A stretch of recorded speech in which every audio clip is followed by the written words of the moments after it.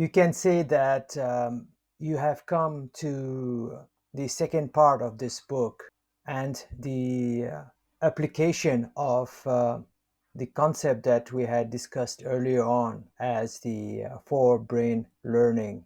So far, we have been talking in generalities. Now we will enter the specificities. We will apply the forebrain learning approach to 12 different subjects.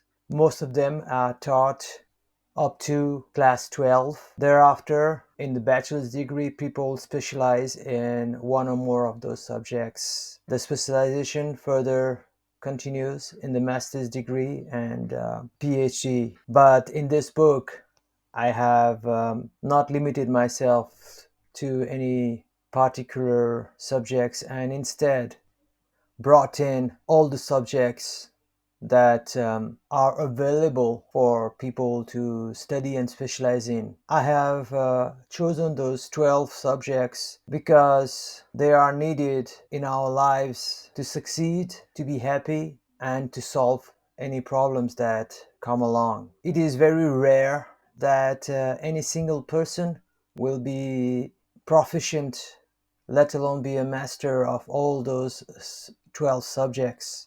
Yet, I advise you to read all of them that are spread out in 12 different chapters.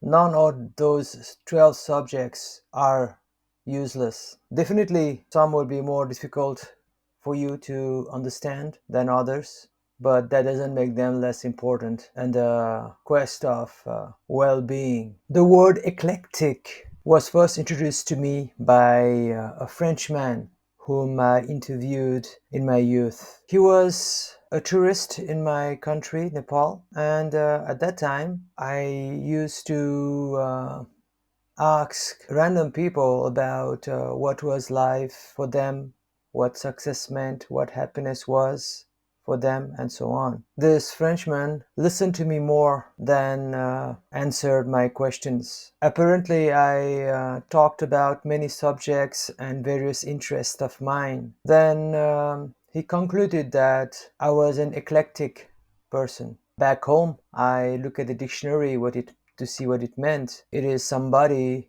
who studies many subjects which might be related or might not be related to one another. Leonardo da Vinci was such an eclectic of the highest caliber. And I realized that the word eclectic fitted me the best, even when I was 22 years old and doing my bachelor's degree in engineering. I was always interested in every subject. I didn't care about getting high marks in any of them, by the way. I loved every subject, and I couldn't get myself to specialize in any one of them after my bachelor's degree. In this way, I couldn't do my master's degree. Even now, I ponder about why shouldn't I do a PhD. Anybody who is educated with a doctorate, upon hearing me talk and finding out about my books, say that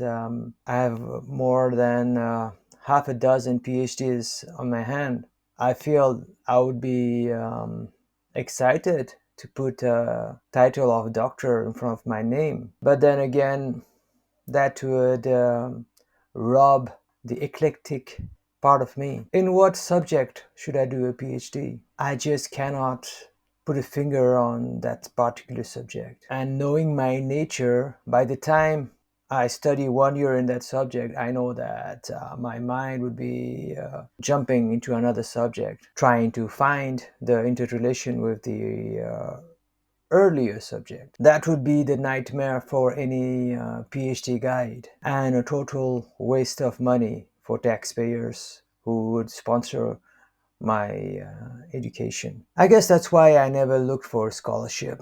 The reason I'm sharing to you this part of my life is to set the stage on why I have included 12 different, varied, and mostly unrelated subjects in this book.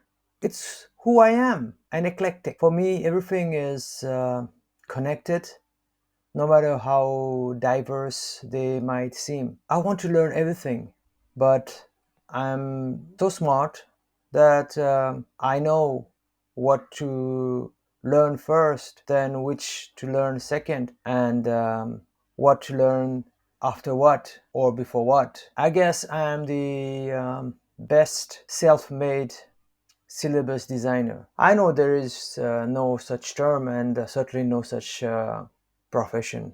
Yet, this is the best way I can describe myself. The 12 subjects that you will encounter in the coming pages up till the end of this second and last part of this book are all so dear to me, and I have used them so many times in my life. Even now, I use most of them. Of course, you could live life without knowing even the name of the subjects. But by having mastered those 12 subjects, life seems more colorful, more rich, more complete. If you could have a great physical body, wouldn't you want one over a obese or skinny body or sick body? Of course, it's a different thing that it is hard to have such a physical body because it would require a lot of exercise, proper dieting, and well managed stress management. However, who wouldn't want that perfect body and health? What would we not be able to do with healthy body? Yet, without one and with a sickly body or an out of shape one, we could still do many things. The difference would only be in the quality of the output of our activities. It would be always better with a fit body than with a less fit body.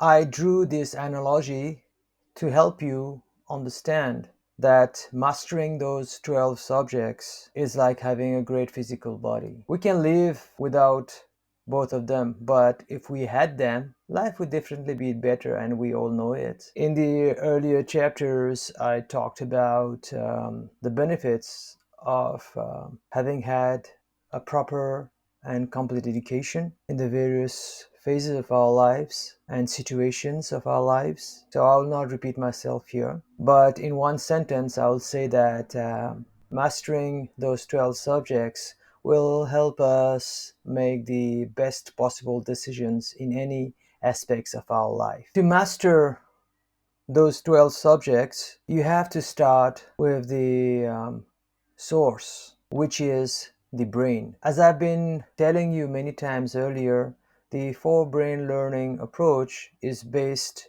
on the structure of the brain itself. People talk about various pedagogies and learning styles. However, they are all originating from the brain. So, in order to master the 12 subjects, the best way is to harness the properties of the brain. And this is what I'll be teaching you in the coming 13 chapters, including this one. This chapter will talk about the 12 subjects as a single unit. Then later on, we will dedicate one chapter for each subject. I'll be using the same structure based on the four brain learning approach for each of the chapters, except the one in English and any language chapter 9. So this particular chapter 8 will serve as the building block format for the remaining 12 chapters or subjects. By understanding this chapter, you will be able to learn how to master each subject later on. So finishing on the introduction for this chapter, I just want to reemphasize the point that by understanding the building block that I describe in this chapter, you'll find it very easy to understand any of the 12 subjects, even though you might not have studied them in school or college or even university. So let's begin the mastery of the 12 subjects.